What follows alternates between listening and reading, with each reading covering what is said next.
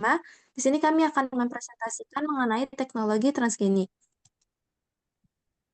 Sebelumnya, perkenalkan anggota kelompok kami, ada Amalia Rizky Andini, Ainan Fauzia, Sarah Fadila Rahmadeni, saya sendiri Eva Anggraini, dan Ananda Sabrina Aulia.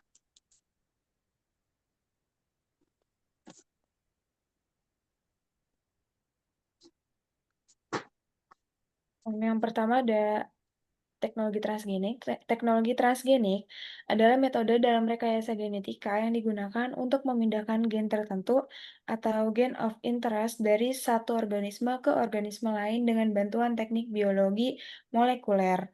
Gen yang dipindahkan ini kemudian akan bergabung ke dalam DNA organisme penerima. Setelah bergabung, gen tersebut dapat bekerja secara stabil dan diwariskan ke generasi berikutnya.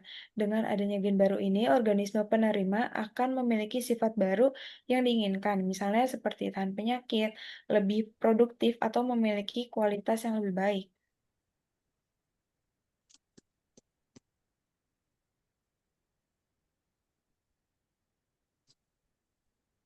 Kemudian ada prinsip teknologi transgenik, terdiri dari beberapa tahapan utama. Yang pertama adalah rekayasa gen, yaitu proses mendesain atau menyiapkan gen target agar berfungsi secara optimal di dalam organisme penerima. Tahap kedua adalah transfer gen, yaitu pemindahan gen ke dalam sel target. Pada tanaman, proses ini biasanya menggunakan bakteri Agrobacterium atau teknik gen gun, sedangkan pada hewan dapat dilakukan melalui mikroinjeksi atau menggunakan vektor virus. Yang ketiga adalah integrasi gen ke genom, di mana gen yang telah dimasukkan harus menyatu dengan DNA organisme agar dapat diwariskan ke generasi berikutnya. Selanjutnya adalah ekspresi gen, yaitu kondisi ketika gen yang telah terintegrasi menjadi aktif dan menghasilkan protein atau sifat baru sesuai tujuan. Yang terakhir adalah seleksi dan stabilitas genetik, yang bertujuan untuk memastikan bahwa gen tersebut benar-benar bertahan stabil dan dapat diwariskan secara konsisten. Selanjutnya ada contoh tumbuhan dari transgenik. Di sini ada tanaman Nicotiana betamiana atau yang biasa disebut dengan tembakau. Tembakau ini digunakan sebagai pabrik biologis untuk memproduksi protein vaksin, di mana tembakau digunakan dalam produksi antigen HPV, HIV, COVID-19, dan kanker kolorektal. Keuntungan dari tumbuhan transgenik ini adalah produksinya cepat, biayanya rendah, dan resiko patogen manusianya rendah. Lalu ada contoh hewan transgenik, di mana hewan transgenik sendiri adalah organisme yang DNA-nya telah dimodifikasi dengan gen asing untuk memperoleh sifat baru yang bermanfaat. Contoh aplikasinya adalah tikus transgenik digunakan sebagai mode penelitian penyakit manusia, seperti kanker, diabetes, gangguan genetik, untuk memahami mekanisme penyakit dan menguji terapi.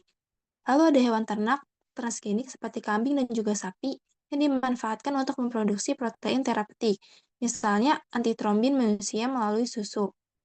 Yang terakhir ada ikan salmon transgenik yang direkayasa dengan gen pertumbuhan, sehingga dapat tumbuh lebih cepat dan mendukung peningkatan produksi.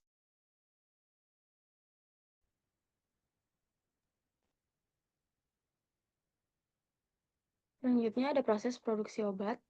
Proses produksi obat dengan teknologi transgenik diawali dari identifikasi dan isolasi gen target, yaitu gen yang bertanggung jawab menghasilkan protein terapeutik tertentu, seperti hormon atau antigen vaksin.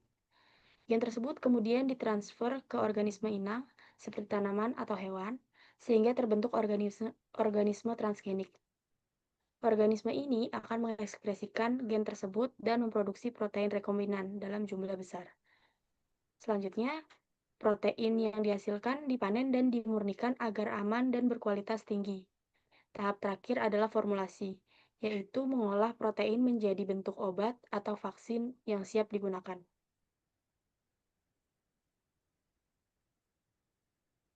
Selanjutnya ada manfaat teknologi transgenik. Yang pertama ada di bidang pangan, ada meningkatkan kandungan nutrisi tanaman dan membantu mengatasi masalah malnutrisi di negara berkembang.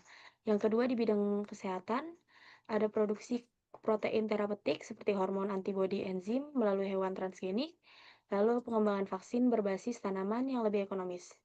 Yang ketiga di bidang penelitian, yaitu mempercepat pengembangan terapi baru dan menyediakan model hewan transgenik untuk mempelajari mekanisme penyakit.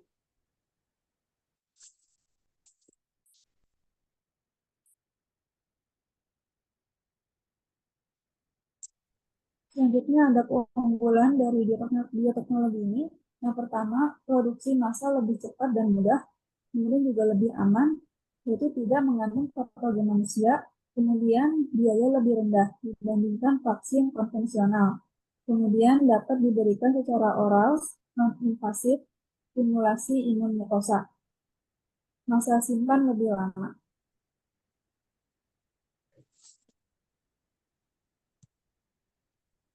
Adapun tantangan terkait etika, keamanan, dan regulasi. Untuk etika, rekayasa genetik ini menggunakan makhluk hidup. Kemudian untuk keamanannya, stabilitas protein dan biosafety. Kemudian di regulasinya yaitu terdapat uji klinik, halal, dan perizinan.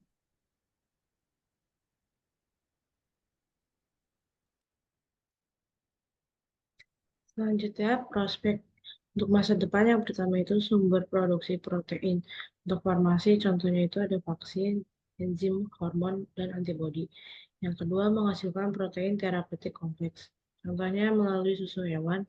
Yang ketiga, untuk mendukung ketersediaan obat yang aman, terjangkau, dan berkelanjutan.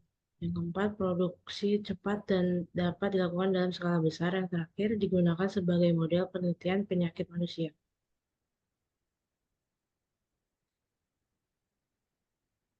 Kesimpulan Kesimpulan dari PPT ini adalah yang pertama itu tanaman dan hewan transgenik memiliki potensi besar dalam produksi obat dan vaksin.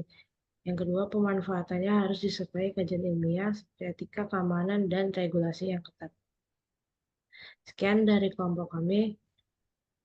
Kurang lebihnya mohon maaf. Wassalamualaikum warahmatullahi wabarakatuh.